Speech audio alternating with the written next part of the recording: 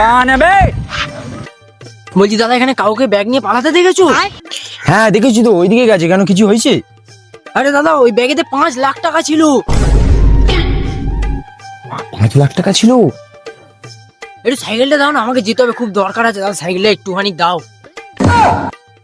আমার সাইকেলের দাম তো 5,000 টাকা, আর ওর ব্যাগে আছে 5 লাখ টাকা। দিয়েই দিই সাইকেলটা। যান যান দাদা, সাইকেলটা নিয়ে যান, যান যান।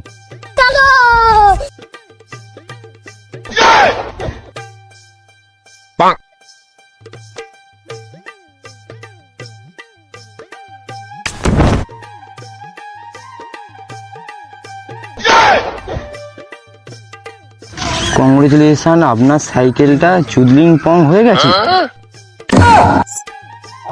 আচ্ছা, এবার আমার কি হবে?